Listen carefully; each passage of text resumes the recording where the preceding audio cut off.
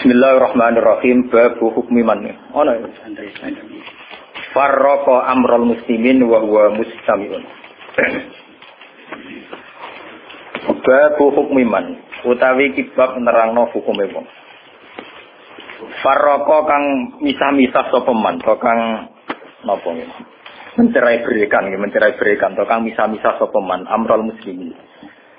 Urusane wong Islam kabeh. Utawa napa kemaslahatan wong Islam. Wa wa ta amrul muslimin mustami'un iku lagi kumpul, lagi sepakat, lagi bersatu. Haddatsani Abu Bakar bin Nafi' Muhammad bin Bashar qala Ibnu Nafi' haddatsana Gundar. Wa qala Ibnu Bashar haddatsana Muhammad bin Ja'far haddatsana Syu'bah an Ziyad bin Ilaqah qala sami'tu Arfajah qala sami'tu Rasulullah sallallahu alaihi wasallam yaqul innahu satakunu hanatun wa hanatun. Faman arada ayufarriqa amra hadzal jamaah wa hiya jami'un fadribuhu bisafka inan mangkana. Innahu sak temene kelakuan satakunu bakal ana apa hanatun apa prahara utawa fitnah prahara man maca makna. Apa hanatun apa prahara. Hanatu artinya syururun mutatabi'atun satu kejelekan sing bertuli-tuli bertubi-tubi wa hanatun lan prahara. Faman mongko te sapane wong Aro dayu ngersakno sapa man ngarepno sapa man ayu farriqa yen to misah-misah sapa man amro hadil umat ing perkarane utawa urusane ikilah umat. Wa ya hale utawi hadil umat jami'un iku lagi sepakat lagi kumpul. Fadribu bisaf mongko mukula sira kabeh ing man bisaf kelawan pedang kelawan apa kekerasan utawi kelawan pedang. Kainan makana kainan ku anane sapa wae kainan iku sapa wae man. Tegese sapa wae kana tinemu sapa man. Soale kainan mangkana iku ya siapa saja. Niki kula waca niku napa? Kula sekali mukadimah nggih. Bismillahirrahmanirrahim. Niki kula terangaken. Terus niki terus ngaji wingi sing teng Bukhari. Ngaji ini untuk konteks ini bersifat tertutup. Jadi yang tidak ikut ngaji boten usah. Kalaupun dengarkan rekamannya harus dipandu ya, karena ini sensitif. Hadis fitnah itu dimulai dari tragedi-tragedi yang akan dialami umat Islam. Terus di akhir hayatnya Nabi itu sering ngendikan bahwa urusan kalian yang akan datang itu yu'radu alaiya, semuanya pernah ditampilkan kepada saya. Termasuk tragedi-tragedi kemanusiaan yang akan dialami umat ini. Itu di akhir-akhir hayat Nabi sering ngendikan bahwa saya sebagai Nabi, sebagai Rasul, yu'radu alayya amrukum. Termasuk semua dipintaskan ke saya, ditampilkan ke saya. Jadi sehingga Nabi melihat umat akan mengalami apa itu ya kayak melihat video, melihat TV. Termasuk tragedi Kabutite Said Husain. Nah, ketika itu sudah menjadi keputusan Tuhan, keputusan Allah, Nabi itu hanya bisa memandu secara syariat. Tapi Nabi tidak bisa merubah itu sebagai takdir. Ya kalau mukadimah ini, Nabi sebagai Nabi, karena itu sudah diketahui sebagai takdir Allah itu, ya hanya melihat itu sebagai takdir. Tapi tidak bisa merubah takdir itu, hanya memandu secara syariat. Nah, panduan secara syariat itu dimulai dari misalnya Sataf tariku umati salasan wasapina firqah, bahwa umatku nanti akan menjadi 73 kelompok. Semuanya sesat di neraka kecuali satu. Dan Nabi hanya punya panduan satu itu siapa ya Rasulullah? Qol ma'ana alihil yawma wasabi. Orang-orang yang berpegangan sunnah saya dan sunnah para sahabat. Nah, itu banyak hadis-hadis di akhir hayatnya Nabi itu sering pesen begitu. Nah, coba tengah sini jenengan kalkulasi malih. Ini kan teng Bukhari diterangkan. Ketika banyak fitnah, itu ngendikane Nabi ini kan dipandu talzam jama'atal muslimin. Kita harus ikut mayoritas. Ini rungono tenan. Apapun kecewa sampeyan terhadap komunitas tertentu atau partai tertentu atau ormas tertentu, kita harus ikut mayoritas. Mulane kalau ngaji temputi-temputi saya bilang, saya sebagai orang alim, kemungkinan saya itu kalau tidak NU ya Muhammadiyah. Selagi NU Muhammadiyah itu mayoritas, ya saya kalau tidak NU ya apa? Muhammadiyah. Partai juga gitu, saya ikut partai yang mayoritas, yang mainstream, yang umum-umum. Karena bisa dihitung ya, kalau setiap kebenaran itu diekspresikan lewat partai atau lewat ormas tertentu, berapa sih kebenaran bisa kita lakukan? Kita tidak usah nyebut contoh ya, misalnya sampean meyakini satu kebenaran A dan B, kemudian bikin partai, paling panter kamu sebagai manusia atau hanya bisa melakukan A dan B. Ada partai tertentu yang ingin memperjuangkan kebenaran tertentu, paling banter hanya memperjuangkan 1-2 bentuk kebenaran. Nah, masalahnya ketika semua ini punya ruang gerak untuk bikin kelompok, kelompok ini akan menjadi banyak dan nggak terkendali. Semuanya punya bendera sendiri, punya partai sendiri, punya ormas sendiri. Coba sekarang itu sampean kalau melihat di berita-berita, berapa kelompok yang atas nama karena Nabi serbanan hitam merasa harus serbanan hitam. Karena ada riwayat bahwa Nabi itu pilokan, terus kemudian mereka kalau tidak pakai pilok merasa mengikuti sunnah Nabi. Yang nggak pakai pilok, enggak. Memang Nabi itu pakai semir. Dulu semua riwayat mengatakan Nabi Abu Bakar semua itu pakai semir. Ya gaul, Nabi lah itu pakai semir. Dan Nabi itu gaul pakai semir. Tapi semir yang sunat itu memang merah. Di kitab-kitab pakai semir yang sunat apa? Lalu kita nanti ngaji pakai semir itu nggak malah haram tuh. Yang sunat apa? Nah, jadi kemudian ada di KNO atau semir ada apa gitu? Ada wah gaul banget. Akhirnya ada kelompok tertentu niru semirane Nabi itu sebagai kelompok tertentu. Begitu terus. Nah itu kalau kita turuti itu akan menjadi faksi-faksi, kelompok-kelompok kecil yang akan menyulitkan.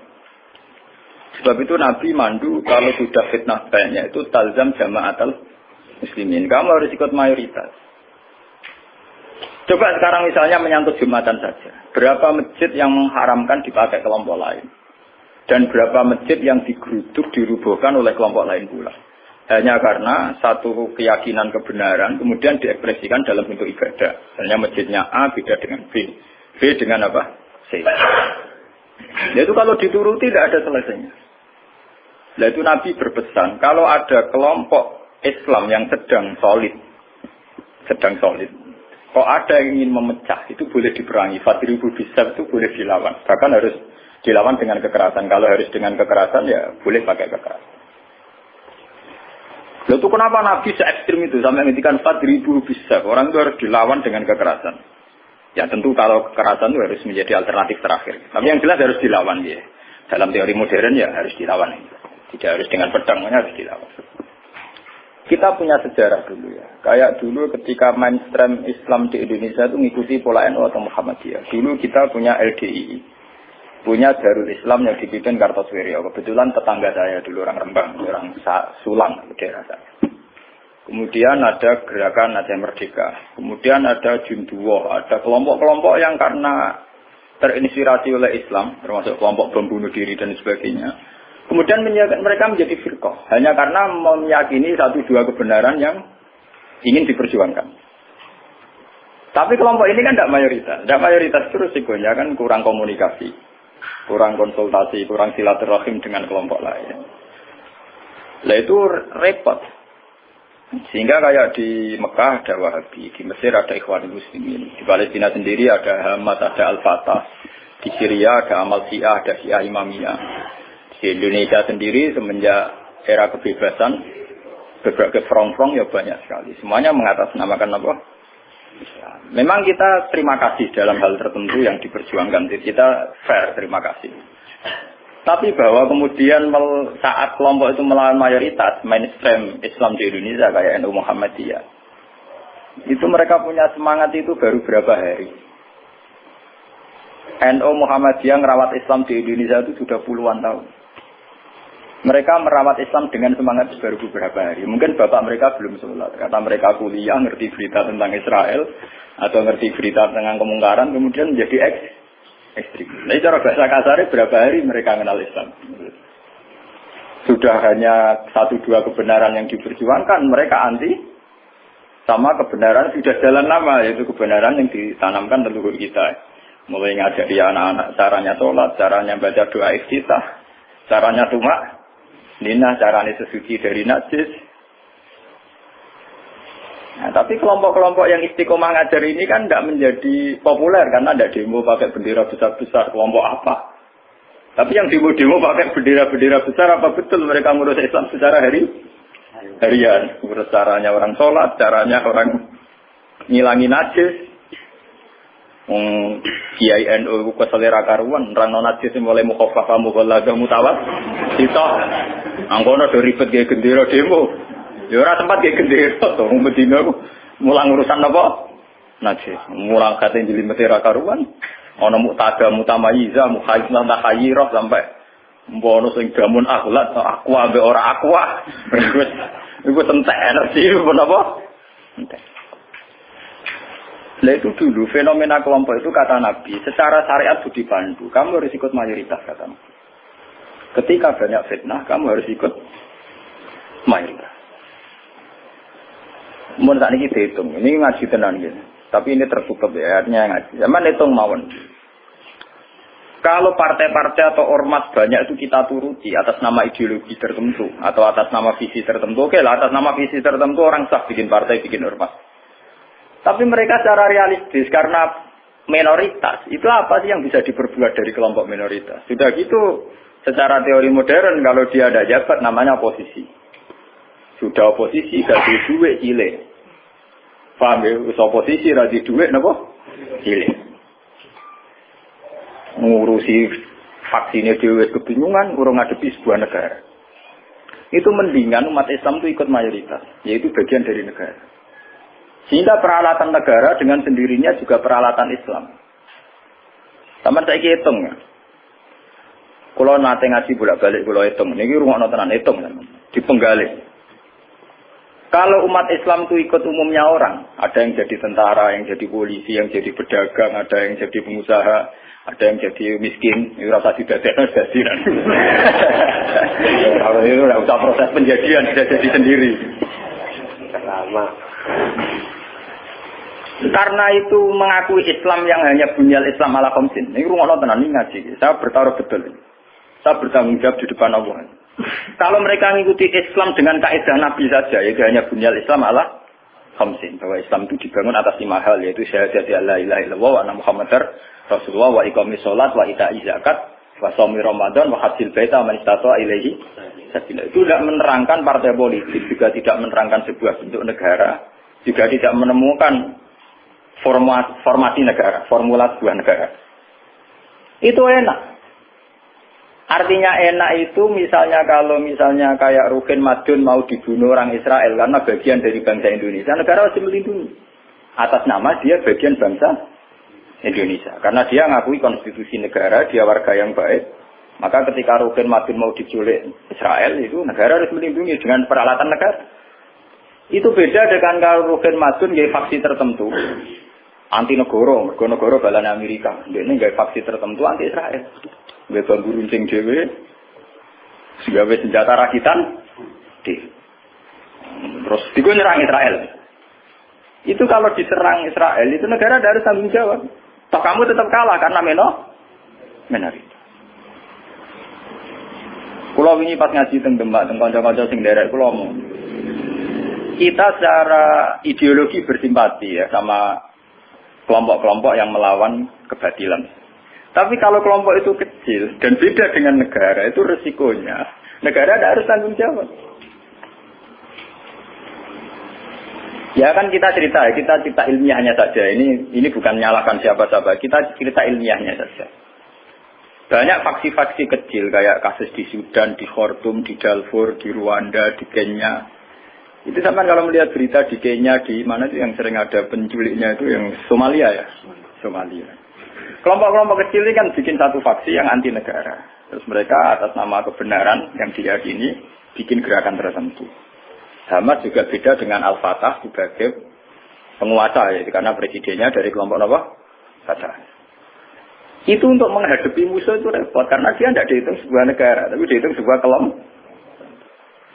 Tapi kalau para kiai itu ikut bagian dari negara, itu yang harus melindungi negara. Sehingga dengan sendirinya kalau kita bagian dari negara kayak Rukin Madun ya ikut punya Kodam Brawijaya, ikut punya Kodam Diponegoro, ikut punya Pangdam Jaya. Karena negara harus melindungi rakyatnya dan itu rakyat yang sah karena tidak rakyat yang mau bikin kelompok yang anti negara. Ini hitung-hitungan strategis. Sebab itu sejarah Wali Songo itu tidak ada yang tidak ngakui sistem negara. Dulu ketika Sunan Ampel itu dapat Ampel Denta itu bagian dari Majapahit. Ketika beliau ingin bikin negara juga ngakui sistem pola negara. Yaitu pola negara saat itu harus dipimpin seorang raden sehingga Sunan Ampel tidak nyuruh wali-wali yang lain tapi nyuruh Sunan Raden Sinten Fatah. Begitu terus zaman Basim Asari juga ikut masumi.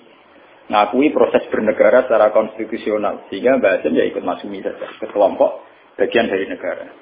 Dulu ketika era Soekarno ya ada kabinet K4 termasuk NU. Yang ngakui proses hukum negara. Karena dengan NU ikut partai politik dan bagian dari negara itu kalau diserang Malaysia atau Portugal ya pada karo nyerang Indonesia. Itu beda dengan kita misalnya kecewa sama negara terus bikin kelompok tertentu yang anti negara. Itu kalau kelompok lain nyerang ya kamu sebagai kelompok bukan sebagai negara. Dan itu risikonya tinggi. Artinya secara syariat itu Nabi benar ketika memandu tazam jamaatul muslimin. Kamu ikut kelompok mayoritas orang Islam. Tidak orang mukmin. Muslimin itu lebih preman. Muslim itu ya preman mlebu, gento ya napa? Mlebu, momene sing kaya kula ora mati gento malah mlebu. Lho nggih karena aturan Islam, kalau dalam terminologi agama, muslim itu kelasnya itu paling rendah, paling umum. Karena kelas pertama itu Islam, terus iman, terus ihsan. Makanya di Quran itu qalatil a'rabu amanna. Qul lam tu'minu walakin qulu aslamna. Di Quran qalatil a'rab amanna. Wong desa muni amanna. Sakjane urung level e muni amanah, lagi aslam. Nah, padahal Nabi nyuruh tazam jamaatul muslim. Wis pokoke melok umume wong Islam. Mana kula pun bolak-balik cerita. Saya ini termasuk